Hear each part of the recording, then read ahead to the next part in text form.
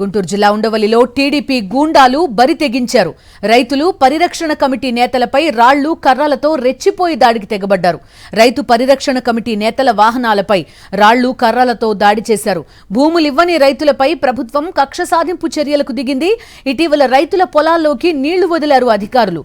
బాధిత రైతులకు అండగా రైతుల పొలాలను పరిశీలించేందుకు వెళ్లిన పరిరక్షణ కమిటీ నేతలపై రాళ్లు కర్రలతో టీడీపీ గూండాలు దాడులు చేస్తున్న చోద్యం చూశారు పోలీసులు.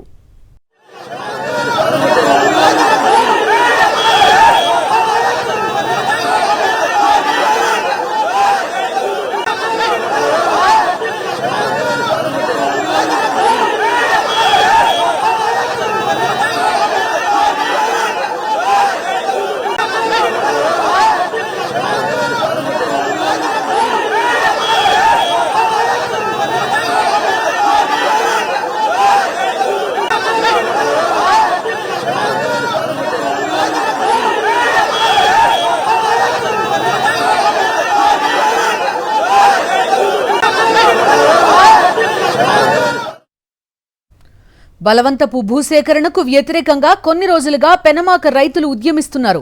రైతుల ఆహ్వానం మేరకు ఇవాళ వైఎస్ఆర్సీపీ నేతల బృందం రైతు పరిరక్షణ కమిటీ పర్యటన చేపట్టింది. భూములు ఇవ్వకపోవడంపై తమపై వేధింపులకు దిగుతున్నారని పెనమాక రైతులు ఆవేదన వ్యక్తం చేస్తున్నారు. తమ భూముల చుట్టూ మట్టి తవ్వి వ్యవసాయం చేయనివ్వడం లేదని వాపోతున్నారు రైతులు. భూములు ఇవ్వని రైతుల పొలాల్లోకి అధికారులు కొండవీటి వాగు నీళ్లు వదిలారు. ఆ భూములు చూపించేందుకు వైఎస్ఆర్సీపీ బృందం రైతులు వెళ్తుండగా ఉండవల్లి గ్రామంలో సీఆర్డీఏ రైతు పరిరక్షణ కమిటీపై దాడులకు తెగబడ్డారు. బూతులు తిడుతూ భౌతికంగా దాడి చేశారు. ఘటనపై రైతు సంఘాలు, ప్రతిపక్ష నాయకులు తీవ్ర ఆగ్రహం వ్యక్తం చేస్తూ దాడికి బాధ్యులపై కఠిన చర్యలు తీసుకోవాలని డిమాండ్ చేస్తున్నారు.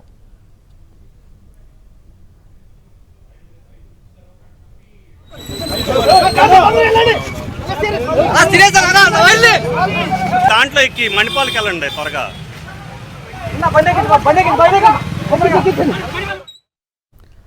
రైతుల సమస్యల కోసం పెనుమాకకు వెళ్తుంటే పోలీసులు అడ్డుకోవాల్సిన అవసరం ఏంటని మాజీ మంత్రి అంబటి రాంబాబు ప్రశ్నించారు.